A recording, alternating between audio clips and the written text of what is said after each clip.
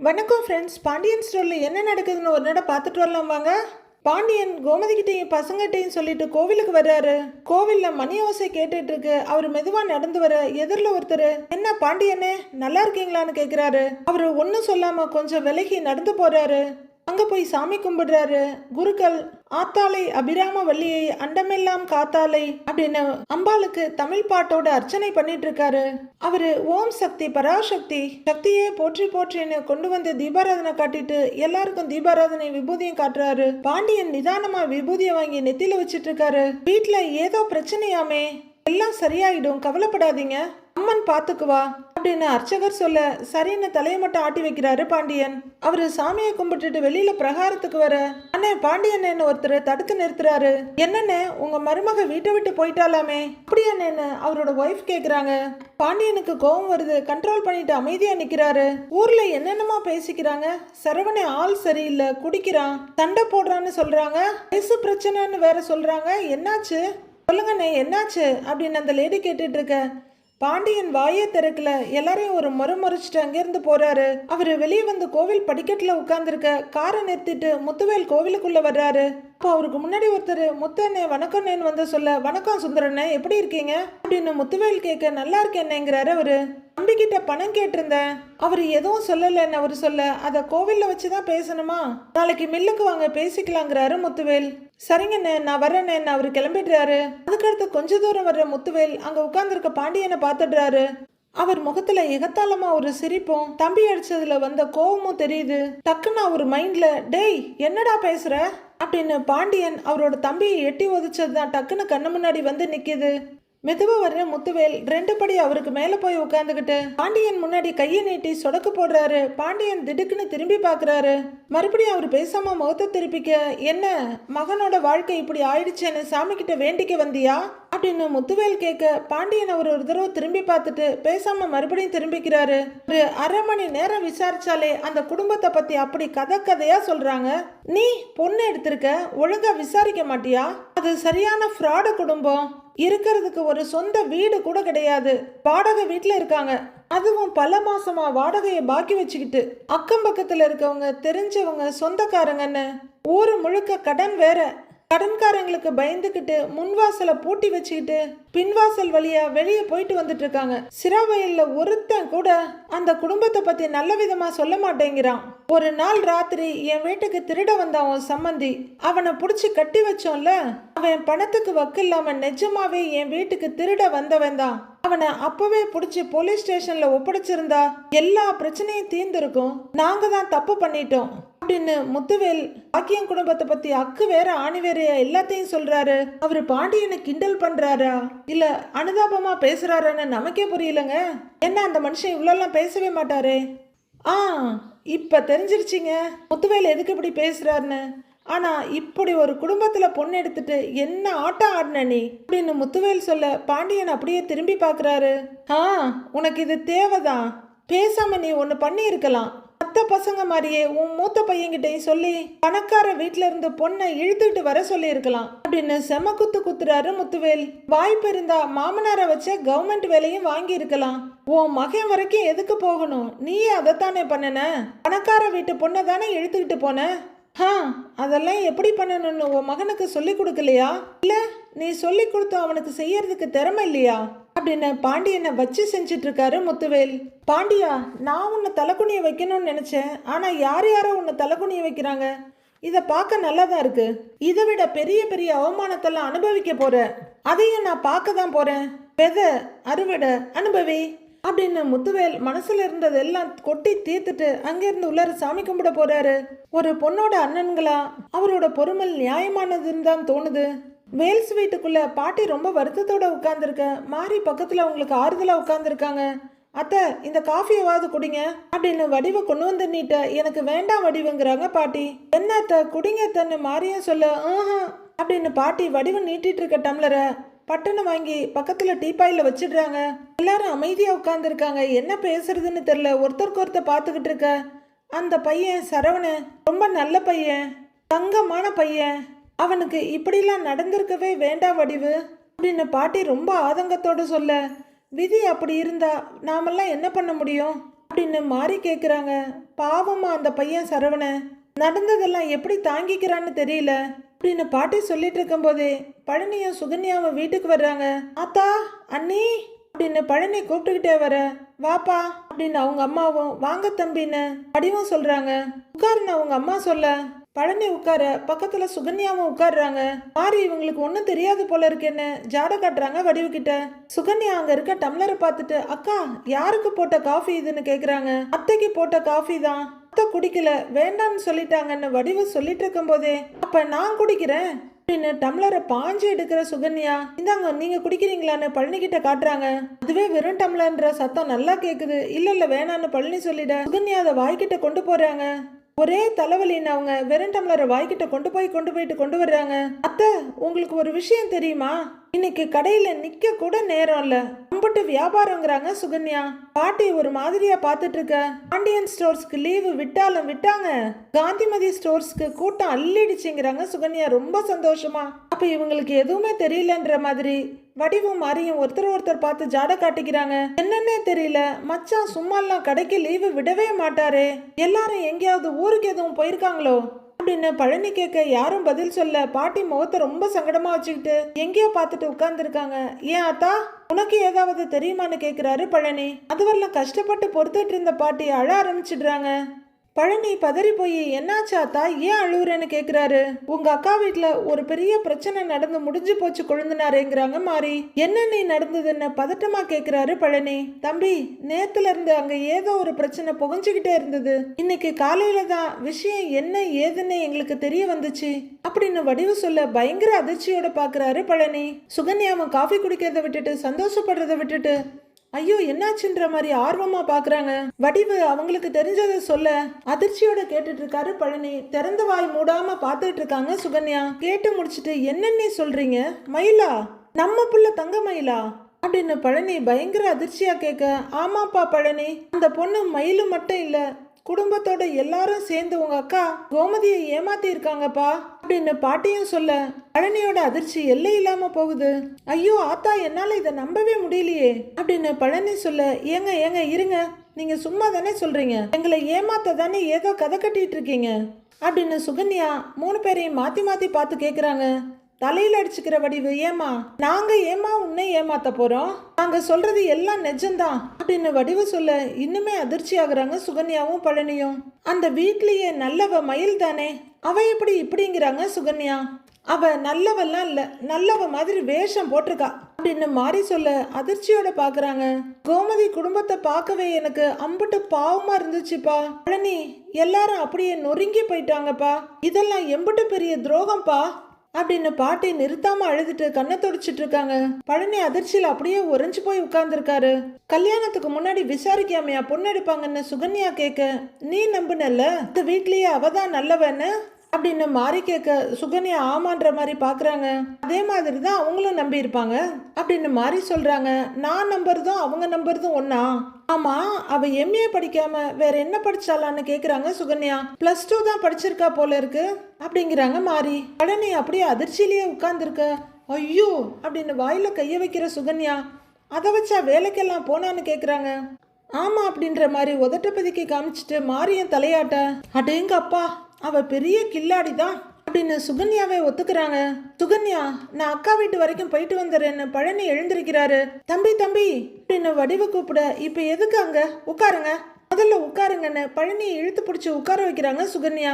ஏய், அங்க அவ்வளவு பெரிய விஷயம் நடந்திருக்கு, நான் அவங்க கூட இருக்க வேணாமான்னு கேக்குறாரு பழனி. நீங்க கூட இருக்கணும்னு அவங்க யாரும் எதிர்பார்க்கல, பேசாம இருங்க அப்படின்னு சுகன்யா அவரோட கையை விடாம சொல்ல, ஐயோ என்னாலலாம் அப்படி இருக்க முடியாது அப்படிங்கிறாரு பழனி. வேண்டாம் கொழுந்தனாரே, நீங்க அங்கெல்லாம் போக வேண்டாம் அப்படின்னு மாறியும் பதறாங்க.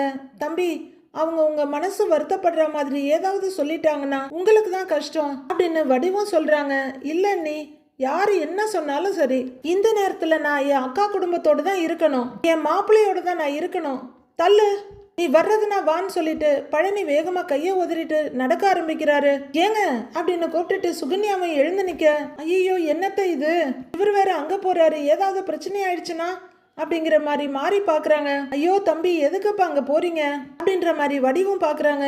சுகன்யா பயங்கர கடுப்பாயி இவருக்கெல்லாம் சொந்த புத்தியும் கிடையாது சொல் புத்தியும் கிடையாது, பட்டுதான் திருந்தணும்னு இருந்தா நாம என்ன பண்ண முடியும் அப்படின்னு கடுப்போட முந்தானைய உதறிட்டு பேசாம உட்கார்ந்துடுறாங்க சுகன்யா. எல்லாரும் அச்சச்சோ எதுவும் புது பிரச்சனை வந்துடக்கூடாதுன்ற மாதிரி பயந்துட்டு உட்கார்ந்துருக்காங்க. இங்க பாண்டியன் வீட்டுல கதிரும் செந்திலும் அந்த பக்கம் இந்த பக்கம் உட்கார்ந்துருக்க. சரவணன் தலையை பிடிச்சிட்டு உட்கார்ந்துருக்காரு. பழனி எதையும் எதிர்பார்க்காம நேரா வீட்டுக்குள்ள வர்றாரு. அண்ணே எங்கேயாவது வெளியே போயிட்டு வரலாமான்னு என்ன கதிர் கேக்குறாரு. நிமிந்து பாக்குற சரவணன் இல்லடா நான் வரலங்கிறாரு. அண்ணே வாண்ணே போய் ஒரு டீயாவது சாப்பிட்டுட்டு வரலாங்கிறாரு செந்தில். இல்ல செந்தில் எனக்கு வேண்டாங்கிறாரு சரவணன். அவரு ரூம்குள்ள போறதுக்காக எழுந்திருக்க டேய் மாப்பிள்ள சரவணா அப்படின்னு பழனி கூப்பிட எல்லாரும் தகச்சு போய் அங்க பாக்குறாங்க. கதிரும் செந்திலும் கூட வேகமா எழுந்து நிக்கிறாங்க. சரவணைய முகத்தை திருப்பிக்க மாமா அப்படின்னு கதிர் கூப்பிட பழனி பக்கத்துல வர்றாரு. சரவணன் பயங்கர வெறுப்போட முகத்தை திருப்பிக்க இவர் எதுக்கு இங்க வந்திருக்காரான்னு கேக்குறாரு செந்தில். மாப்பிள்ள சரவணா அப்படின்னு பழனி உடஞ்ச குரல்ல கூப்பிட அதுக்கு மேல சரவணனால தாங்க முடியல. ஆமா அப்படின்னு வந்து பழனியோட கைய பிடிச்சிக்கிறாரு. உடனே அவர் கன்னத்துல ஆதரவா கைய வச்சு என்ன மாப்பிள்ள இது, நான் என்னென்னமோ கேள்விப்பட்டேனேடா, இப்படி உடைஞ்சு போய் இருக்கியேப்பா, என்ன மாப்பிள்ள இதெல்லாம், ஏய் உனக்கா இப்படியெல்லாம் நடக்கணும் அப்படின்னு பழனி ரொம்ப ஆதங்கத்தோட அழுகையோட கேட்டுட்டு இருக்க. இந்த பக்கம் ரூம்ல இருந்து வர்ற குழலி பழனிய பாத்துடுறாங்க. வாங்க வாங்க புது முதலாளி அப்படின்னு சொல்லிக்கிட்டு அங்க வந்து நிக்கிறாங்க. குழலிமா என்னம்மா இது, நம்ம சரவணனோட வாழ்க்கை இப்படி ஆயிடுச்சேம்மா அப்படின்னு பழனி ஆதங்கப்பட. ஆமா ஆயிடுச்சு, யாருக்கும் நடக்க கூடாது, என் தம்பிக்கு நடந்துருச்சு, அதுல உங்களுக்கு என்ன பிரச்சனைன்னு வெடுக்குன்னு கேக்குறாங்க குழலி. முதல்ல நீங்க எதுக்கு இங்க வந்தீங்க அப்படின்னு குழலி கேட்க பழனி ரொம்பவே அடிபட்ட பார்வை பாக்குறாரு. அக்கா வீட்டுக்கு வந்தவர்கிட்ட என்னக்கா பேசிக்கிட்டு இருக்க அப்படின்னு கதிர் கேக்குறாரு. டேய் நாமளா இவரை வீட்டுக்கு வர சொன்னோம் அப்படின்னு குழலி சொல்லிட்டு இருக்க. பழனி கண்ணில் வழியிற கண்ணீரை துடைக்கிறாரு. அம்மா இங்க வாயே, யார் வந்திருக்காங்கன்னு வந்து பாரு அப்படின்னு குழலி கூப்பிட குழலி வேண்டாங்கிறாரு பழனி. வேகமா வர்ற குழலி பழனியை பார்த்துட்டு அப்படியே பிரேக் போட்ட மாதிரி மெதுவா வர்றாங்க. அக்கா அக்கான்னு பழனி கூப்பிட்டு இருக்க. கோமதியை கண்ணை மூடிக்கிறாங்க. அது என்னமோ தெரியலம்மா, நீயும் அப்பாவும் பார்த்து பார்த்து துரோகம் பண்றவங்களையா தான் நம்ம வீட்டுக்கு கூட்டிட்டு வர்றீங்க அப்படின்னு குழலி சொல்ல ரொம்பவே அதிர்ந்து போய் பாக்குறாரு பழனி. அவரு கண்ணை தொடச்சிட்டு இங்க பாரு குழலி, மயில் விஷயத்துல என்ன நடந்ததுன்னு எனக்கு தெரியாது, என் விஷயத்துல என்ன நடந்ததுன்னு சொன்னாலும் நீங்க யாரும் நம்ப போறது இல்ல அப்படின்னு பழனி சொல்ல கோமதி செந்தில் குழலின்னு எல்லாரும் முறைச்சிட்டு நிக்கிறாங்க. இங்க பாருங்க, அதை சொல்றதுக்கான நேரமும் இது இல்ல, மனசு கேட்கல, நம்ம சரவணனுக்கு ஒரு பிரச்சனைன்னு தெரிஞ்சதும் அடிச்சு புடிச்சு இங்க ஓடி வந்திருக்கேங்கிறாரு பழனி. ஏன் அவனுக்கு பிரச்சனைனா நீ ஏன் ஓடி வரணும், அவனுக்கு உனக்கு என்னடா சம்பந்தம், உனக்கும் இந்த வீட்டுக்கும் என்ன சம்பந்தம், நீ எங்களுக்கு யாரு அப்படின்னு கோமதி அடுக்கடுக்கா கேட்டுக்கிட்டு போறாங்க. அம்மா அப்படின்னு கதிர் கூப்பிட. டேய் எதுக்கு எடுத்தாலும் குறுக்க பேசுறதே வேலையா வச்சுக்கிட்டு பேசாத அப்படின்னு கதிரோட வாயை அடைக்கிற கோமதி. என்ன உன் அண்ணனுங்க அனுப்பி வச்சாங்களா, இங்க என்ன நடக்குது, எல்லாரும் இருக்கோமா செத்துட்டோமான்னு உளவு பார்க்க சொல்லி அனுப்பியிருக்காங்களா அப்படின்னு கோமதி விஷ வார்த்தைகளை துப்பிக்கிட்டு இருக்காங்க. அக்கா இல்லக்கா யாரும் எதுவும் சொல்லல, நானா தான் கிளம்பி இங்க வந்திருக்கேன், நம்ம சரவணனுக்கு ஏன் இப்படின்னு அவர் சொல்லிட்டு இருக்க. டேய் நிறுத்துங்கிற மாதிரி கையை காட்டுற கோமதி. அவன் கதையை நாங்க பாத்துக்கிறோம், நீ வெளியே போங்கிறாங்க கோமதி. அப்படியே அதிர்ந்து போற பழனி. அக்கா அக்கா கோவப்படாதங்கிறாரு பழனி. எங்களை ஏமாத்தினது பத்தாதுன்னு வெளியே மயிலோட அம்மா அப்படி பேசுது, நல்லவ வேஷம் போடுறா, அந்த பொம்பளைய தூண்டி விடுறா, உன் அண்ணன் சக்திவேல் போலீஸ்ல போய் கம்ப்ளைண்ட் கொடுக்க சொல்றான் அப்படின்னு கோமதி சொல்ல. அண்ணன் அப்படிலாமா சொன்னுச்சு அப்படின்னு பழனி கேட்க. சொன்னானே, இதுதான் சான்ஸ்னு குடும்பத்தையே உள்ள தூக்கி வைக்க பாக்குறான், அவனை நம்பி போனவன் தானே நீங்கிறாங்க கோமதி. அக்கா அக்கா இங்க பாரு, நான் கடை ஆரம்பிச்சது, இங்க இருந்து நான் கிளம்பி போனது எல்லாத்தையும் விட்டுடு, இப்ப நாம நடக்கிற பிரச்சனையை மட்டும் பேசுவோம் அப்படின்னு பழனி சொல்ல. இதுல நீ என்னத்துக்கு பேச வர்ற அப்படின்ற மாதிரியே குழலி பாத்துட்டு இருக்காங்க. அக்கா நாம இனிமே சரவண விஷயத்துல அடுத்து என்ன பண்ண போறோம்னு அதை மட்டும் பேசலாம்க்கா அப்படிங்கிறாரு பழனி. இங்க பாருங்க, சரவணன் ஒண்ணு யாருமே இல்லாத அனாதை இல்ல, ஊர்க்காரங்க எல்லாம் வந்து பஞ்சாயத்து பண்றதுக்கு சரவணனுக்கு அம்மா அப்பா அக்கா தங்கச்சின்னு எல்லாரும் இருக்கும், நீங்க இந்த விஷயத்துல தலையிட வேணாம், முதல்ல வெளியே போங்க, கிளம்புங்க முதல்லங்கிறாங்க குழலி. குழலிமா இப்படி எல்லாம் நீ பேசாதம்மா, மனசுக்கு ரொம்ப சங்கடமா இருக்கு அப்படின்னு பழனி சொல்ல. நீ பண்றதை விட நாங்க ஒண்ணு அதிகமா பேசலன்னு நினைக்கிறேன் அப்படின்னு முகத்தை திருப்பிட்டு சொல்றாங்க கோமதி. அக்கான்னு பழனி கூப்பிட. வேண்டாம், இருக்கிற கோவத்துல நான் ஏதாவது பேசிட போறேன், போயிடுன்னு சொரிநாயை விரட்டுற மாதிரியே விரட்டுறாங்க கோமதி. என் கண்ணு முன்னாடி நிக்காதப்பா, கிளம்பு அப்படின்னு கோமதி சொல்ல. கதிர் மட்டும் ரொம்ப சங்கடத்தோட அவங்க மாமாவை பாக்குறாரு. உன் மேல பாசம் வச்சதுக்கு, வருஷ கணக்கா சோறு போட்டு வளர்த்ததுக்கு உனக்கு கொஞ்சமாவது மனசுல நன்றி இருந்தா போயிடுங்கிறாங்க கோமதி. பழனி ஏதோ சோத்துக்கு வழி இல்லாம வந்து இவங்க வீட்டுல இருக்க மாதிரியும், அவருக்கு இவங்க யார் மேலேயும் பாசம் இல்லாத மாதிரியும், இந்த இன்டர்நேஷனல் மளிகை கடை பிசினஸ கத்துக்கிறதுக்காகவே அவர் கூட வந்த மாதிரியும் கோமதி ரொம்ப கேவலமா பேசிடுறாங்க. அக்கா நீயாக்கா இப்படி பேசுறேன்ற மாதிரி ரொம்ப வருத்தத்தோடையும் அதிர்ச்சியோடையும் பழனி பார்த்துட்டு இருக்காரு. ஏற்கனவே வருத்தத்துல இருக்க எங்களை மேல மேல வருத்தப்பட வைக்காத, இதோ பாரு என் வாயால எதையும் சொல்ல வைக்காத, போயிடுங்கிறாங்க கோமதி. இப்படிதான் எங்க மூத்த பிள்ளைன்னு சொல்லி தூக்கி விடுவாங்க போல இருக்கு. பழனி அதிர்ச்சியோட பார்த்துட்டு சரிக்கா போயிடுறேன்க்கா அப்படிங்கிற பழனி சரவணா அப்படின்னு அவர் கன்னத்துல தட்டி கொடுத்துட்டு கையை ஒரு தட்டு தட்டிட்டு குனிஞ்ச தலையோட அங்கிருந்து போயிடுறாரு. எதுக்கு மாமா கிட்ட இம்புட்டு கோவமா நடந்துக்கிறீங்கன்றாரு கதிர். ஏய் நீ வேணா ரொம்ப நல்லவனாயிருடா, அது ஒண்ணும் தப்பில்ல, அதுக்காக எல்லாரும் உன்ன மாதிரியே இருக்கணும்னு எதிர்பார்க்காத அப்படின்னு ஆபீசர் சொல்றாரு. எனக்கு யாரை நம்புறது இல்லைன்னு ஒண்ணுமே தெரியல அப்படின்ற மாதிரி கோமதி பாக்குறாங்க. பழனி வாசல்ல இருந்து வந்தாலும் வீட்டுல திரும்பி திரும்பி பாத்துக்கிட்டே வர்றாரு. எனக்கு மனசு கேட்கலன்னு விசாரிக்க வந்தா இப்படியா துரத்துவீங்க? அது குத்தமா? அதுக்கு போய் இப்படி வாய்க்கு வந்த மாதிரி எல்லாம் பேசி அனுப்புறியே. ஒரு அக்கறையில தானே நான் பேச போனேன், அதை கூட புரிஞ்சுக்க முடியாம இப்படி பேசி துரத்தி விடுறாங்களே. ஐயோ கடவுளே, இதுக்கு மேல நான் இன்னும் என்னென்னத்தெல்லாம் பார்க்க வேண்டி இருக்கோம் அப்படின்னு புலம்பிக்கிட்டே வர்றாரு பழனி. அப்ப வெளியே போயிட்டு வீட்டுக்கு வர்ற சக்திவேலும் முத்துவேலும் வண்டியை நிறுத்திட்டு வந்துட்டு இருக்க பழனியை பாக்குறாங்க. வண்டியை விட்டு இறங்குற ரெண்டு பேரும் அவரை முறைச்சுக்கிட்டு இருக்க அண்ணன்னு வந்து நிக்கிறாரு. டேய் எங்கடா போயிட்டு வர அப்படின்னு முத்துவேல் கேட்க அதுங்கிறாரு பழனி. டேய் வாய் திறந்து சொல்லுடா அண்ணன் சக்திவேல் சத்தம் போடுறாரு. அது வந்து அக்கா வீட்டுக்குன்னேங்கிறாரு பழனி. மறுபடியும் அக்கா குடும்பத்தோட இணக்கம் ஆயிட்டியான்னு முத்துவேல் கேட்க அது இல்லன்னு அது அப்படின்னு அவரு தயங்கிட்டே இருக்காரு. ஏண்டா டேய், உன்னையும் ஒரு ஆளுன்னு மதிச்சு நாங்க ரெண்டு பேரும் சேர்ந்து உனக்கு ஒரு கடையை ஆரம்பிச்சு கொடுத்தா திரும்பியும் போய் வெக்கம் மானம் எதுவும் இல்லாம அங்க போய் நிக்கிற அப்படின்னு சக்திவேல் கோவமா கேக்குறாரு. தங்கமயிலால நடந்த பிரச்சனைய நான் கேள்விப்பட்டேன், மனசு கேட்கல, ஆறுதல் சொல்றதுக்காக தானே போனேன், மத்தபடி அங்கேயே இருக்கல இல்லன்னு அப்படின்னு பழனி சொல்லிட்டு இருக்க. அப்படின்ற மாதிரி நக்கலா கேட்டுட்டே நிக்கிறாரு சக்திவேல். ஆறுதல்லாம் சொல்லி முடிச்சிட்டியா அப்படின்னு முத்துவேல் கேட்க அவர் பேசாம தலையை குனிஞ்சுக்கிறாரு. இப்ப எதுக்கு தலை குனிற அப்படின்னு முத்துவேல் கேட்க ஒன்னும் இல்லைன்னுங்கிறாரு பழனி. என்னடா இங்க ஏன் வந்திருக்கேன்னு கேட்டாங்களா? எல்லாரும் சேர்ந்து கழுத்தை பிடிச்சி வெளியே தள்ளினாங்களா அப்படின்னு சக்திவேல் கேட்க அதானேங்கிற மாதிரி முத்துவேலும் பாக்குறாரு. கழுத்தெல்லாம் பிடிச்சி வெளியே தள்ளல அப்படின்னு பழனி சொல்லிட்டு இருக்கும் போதே ஆனா வெளியே போக சொல்லிட்டாங்க அதானே, அப்படிதானேங்கிறாரு சக்திவேல். பழனி பதில் சொல்லாம தலையை குனிஞ்சு நிக்க. ஏண்டா உனக்கு கொஞ்சமாவது அறிவு இருக்கா இல்லையாடா? அன்னைக்கு நீ கடை ஆரம்பிக்கும் போது அவங்க என்னென்ன சொன்னாங்க, வாயில வந்ததெல்லாம் பேசி உன்னை வீட்டை விட்டு அனுப்புனாங்கல்ல, அது எல்லாத்தையும் மறந்துட்டியான்னு முத்துவேல் கேக்குறாரு.